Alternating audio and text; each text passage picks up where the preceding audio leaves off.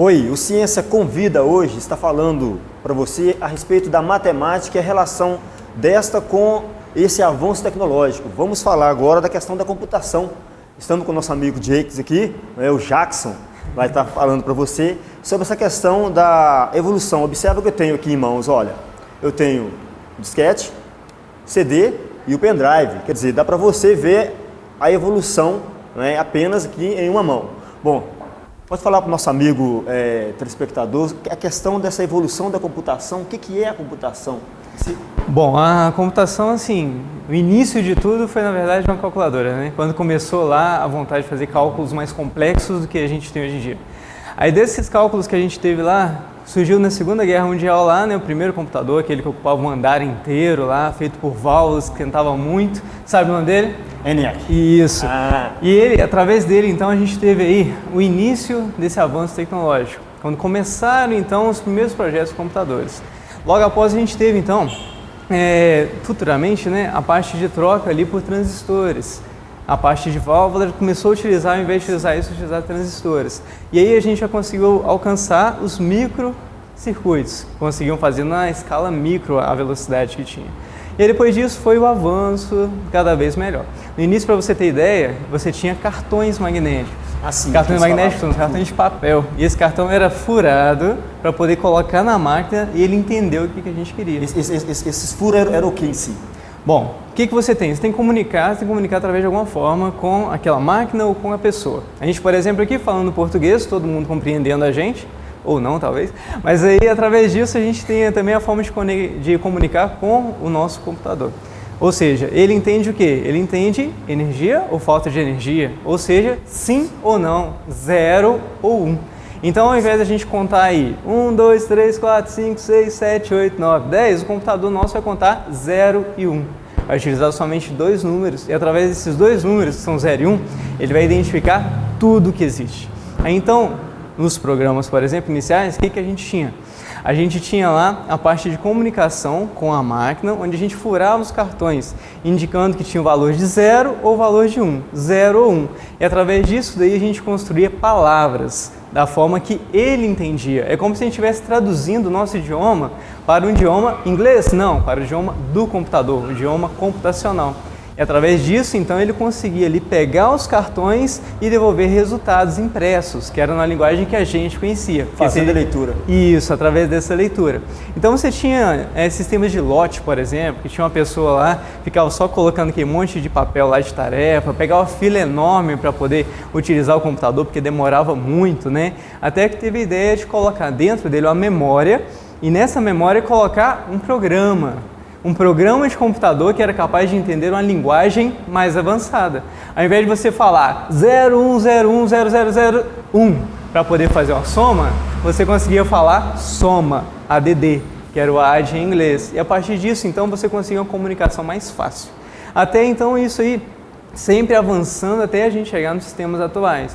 Quando a gente já vai lá com simples cliques de mouse, digitando palavras e consegue fazer essa comunicação. Mas tudo é transformado, tudo é codificação que você tem ali através, no caso, da linguagem que a gente conhece para uma linguagem desconhecida da gente, porém muito conhecida do computador, que são esses sistemas numéricos. E essa linguagem, binário, como você falou, é a linguagem matemática. É que mostra a conexão entre a matemática, quando você estuda, com essa da parte da computação. O que a gente tem aí? No caso, tudo é informação. Tudo é informação. Se a gente pegar uma nota de dinheiro aqui agora, por exemplo, pegar ela, simplesmente apresentar. Você não tem não sem conta pra gente usar? Não, moeda não leva para moeda não dá, mas também dá. Ó, então se você tem uma moeda, por exemplo, dessa moeda aí, o que ela é realmente? Ela é um papel, não é nada além que um papel. Ah, mas não vale 10 reais, não vale 20 reais, vale 50 e tal.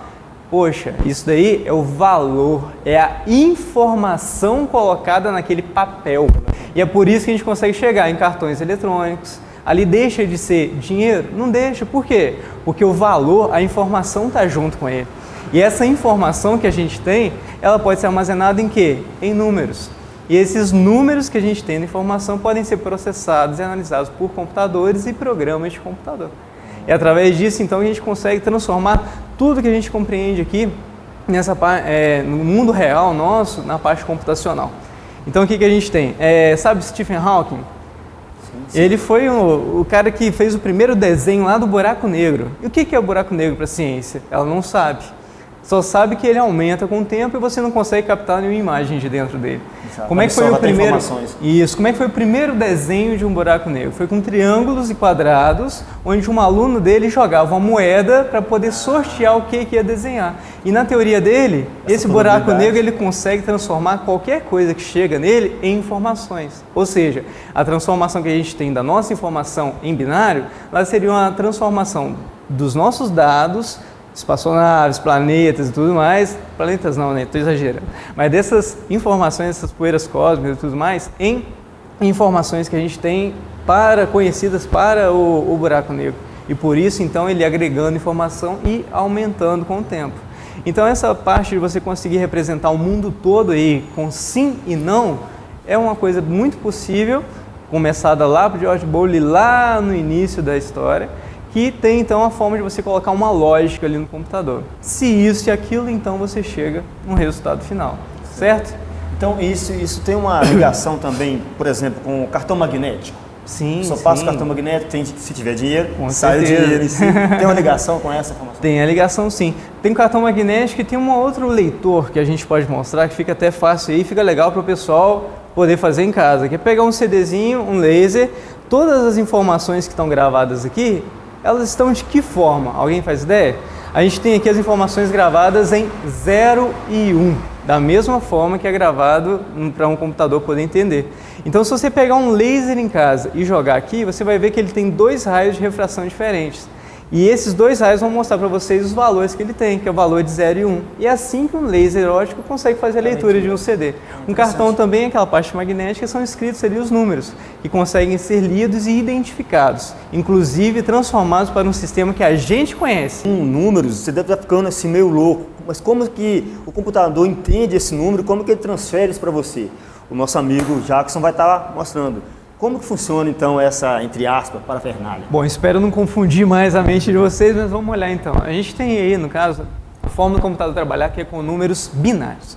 Desses números binários, aqui a gente teria a entrada, que poderia ser, por exemplo, um teclado, um mouse, que vai fornecer números para ele, que é a forma dele conversar com a gente. E aqui, ó, nesses 4 pontinhos aqui, que são luzes, que elas vão apagar e acender, a gente tem aqui a parte da resposta dele.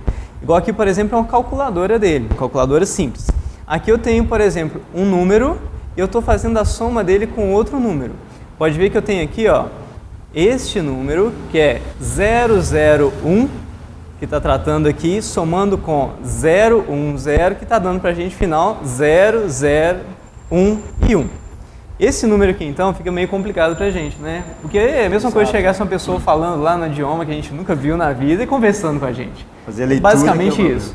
Agora tem as formas da gente codificar isso para que a gente, então, tenha uma interpretação e consiga ver isso melhor, que é dessa forma aqui que a gente tem.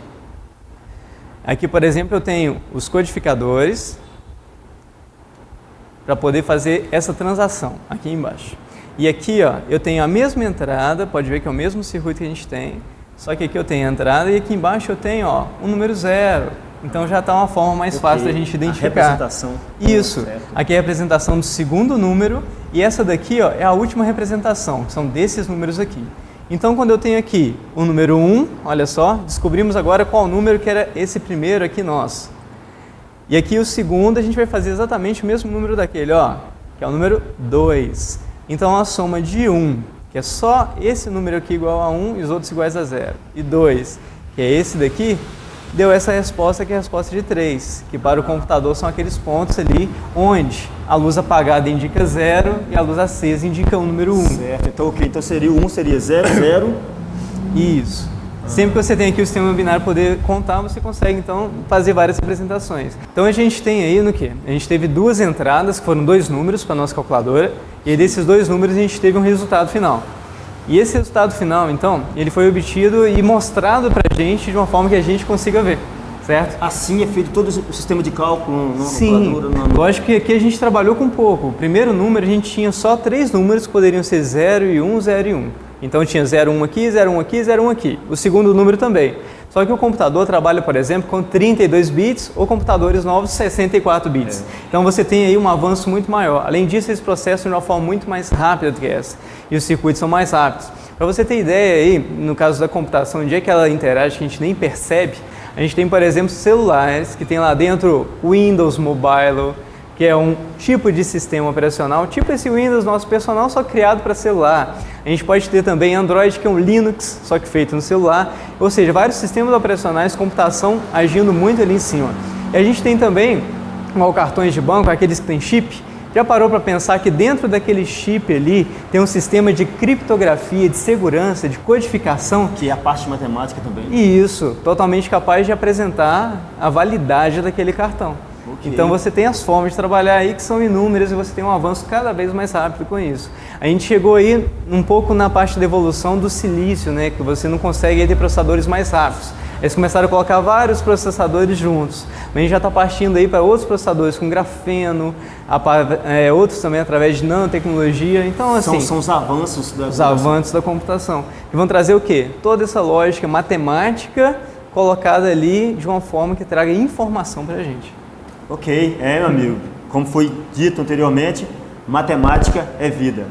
Quero convidar você para ver o próximo, o professor Bugiganga, mostrando alguns experimentos com o nosso amigo Jakes. Vai dar também a ideia para a gente. Valeu. Abraço.